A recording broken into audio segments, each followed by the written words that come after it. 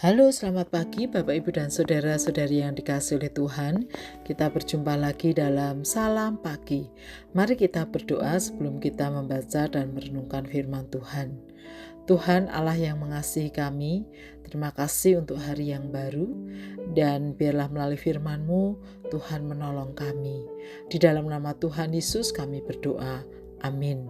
Bapak, Ibu, dan Saudara-saudari, kita akan membaca firman Tuhan dari kitab Rut pasal yang pertama.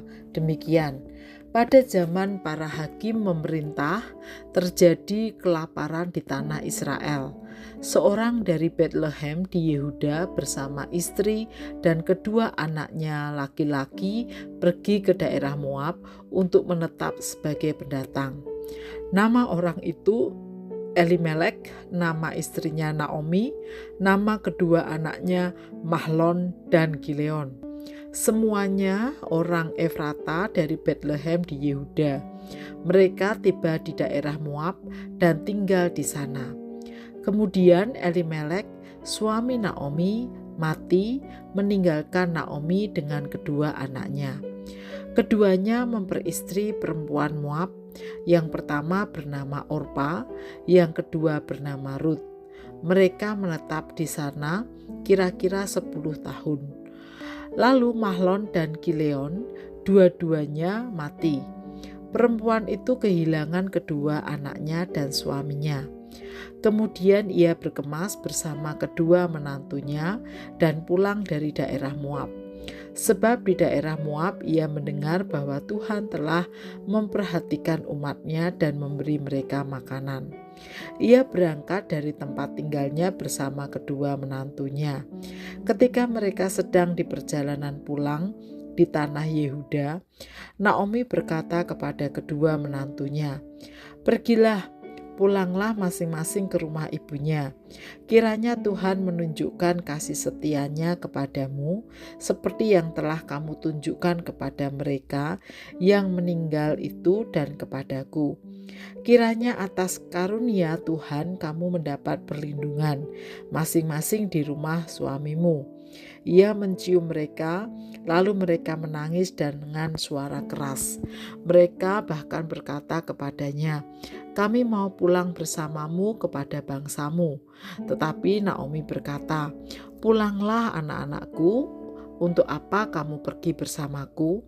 Apakah aku masih akan mendapat anak laki-laki dalam rahimku untuk menjadi suamiku? Pulanglah anak-anakku, pergilah sebab aku sudah terlalu tua untuk bersuami. Seandainya aku berpikir ada harapan bagiku untuk bersuami malam ini dan melahirkan anak laki-laki, bagaimana mungkin kamu menanti sampai mereka dewasa? Bagaimana mungkin kamu menolak untuk bersuami? Jangan demikian, anak-anakku, hidupku jauh lebih pahit daripada hidupmu, sebab terhadap akulah tangan Tuhan dilayangkan." Mereka menangis lagi dengan suara keras. Orpa mencium mertuanya dan minta diri, tetapi Rut ingin tetap bersamanya. Naomi berkata, "Lihat, iparmu sudah pulang kepada bangsanya dan ilahnya. Pulanglah mengikuti iparmu." Tetapi Rut berkata, "Jangan desak aku meninggalkan engkau untuk pulang dan tidak mengikutimu. Kemanapun engkau pergi, ke situ aku pergi. Dimanapun engkau bermalam, di situ aku bermalam.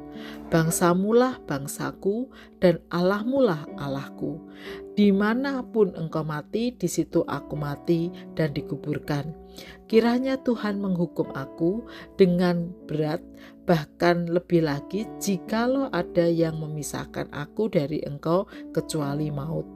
Ketika Naomi melihat Rut bersikeras untuk ikut, ia berhenti berkata-kata kepadanya. Keduanya berjalan sampai tiba di Bethlehem.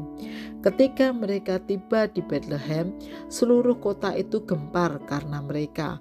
Perempuan-perempuan berkata, "Naomi kah ini?" Namun ia berkata kepada mereka, "Jangan panggil aku Naomi, panggil aku Mara, sebab Yang Maha Kuasa telah membuat hidupku pahit sekali. Dengan tangan penuh aku pergi, tetapi Tuhan memulangkan aku dengan tangan kosong. Mengapa kamu memanggil aku Naomi, sedangkan Tuhan telah bersaksi melawanku? Yang Maha Kuasa telah mendatangkan malapetaka kepadaku. Demikianlah Naomi pulang bersama Rut, perempuan Moab itu, menantunya yang turut kembali dari daerah Moab. Mereka tiba di Bethlehem pada permulaan panen jelai. Bapak, Ibu, dan saudara-saudari yang dikasihi oleh Tuhan, perjalanan hidup manusia sangat dipengaruhi oleh keputusan-keputusan yang kita ambil. Mulai dari hal yang paling sederhana sampai pada keputusan-keputusan besar. Dan setiap keputusan selalu membawa konsekuensi.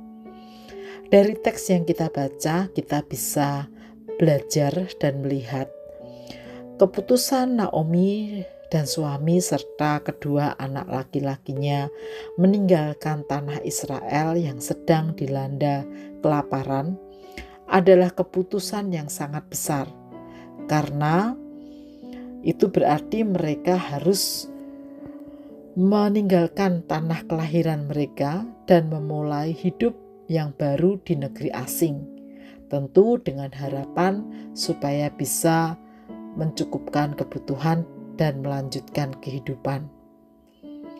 Namun, keputusan itu membuat Naomi harus kehilangan suami dan kedua anak laki-lakinya. Tentu hal itu tidak mudah untuk dialami oleh Naomi. Namun demikian, keputusan Naomi yang kedua adalah pulang ke tanah Israel, kembali ke negerinya, karena memang di sanalah keluarga besarnya.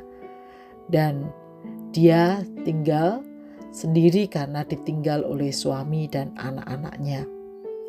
Keputusan itulah yang membawa Naomi akhirnya tidak sendiri karena ditemani oleh Rut, dan di tengah keluarga besarnya di tanah Israel lah dia bisa dipelihara dan terus diberkati oleh Tuhan.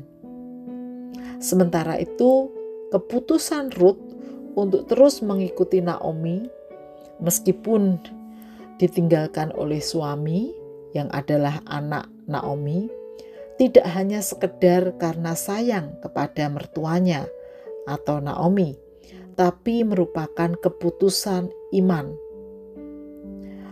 Rut sudah mengenal dan percaya kepada Allah melalui Naomi dan keluarga. Karena itu, ia tidak mau melepaskan imannya. Dia membuat keputusan dengan bulat bahwa dia akan tetap percaya kepada Tuhan. Keputusan itulah yang membuat ia diberkati Tuhan, bahkan dipakai oleh Tuhan bagi Israel. Bapak, Ibu, dan saudara-saudari yang dikasihi oleh Tuhan, dari firman Tuhan ini mari kita belajar. Apapun keputusan yang kita ambil dalam hidup sehari-hari, baik keputusan dari hal yang kecil sampai hal yang besar, mari kita memohon hikmat dari Tuhan dan dengan penuh iman supaya setiap keputusan yang kita ambil boleh diberkati dan ditolong oleh Tuhan, dan kita siap untuk melangkah bersama dengan Tuhan. Mari kita berdoa. Tuhan, anugerahilah kami dengan hikmat-Mu untuk setiap keputusan yang harus kami ambil dalam hidup sehari-hari. Di dalam nama Tuhan Yesus kami berdoa dan memohon. Amin.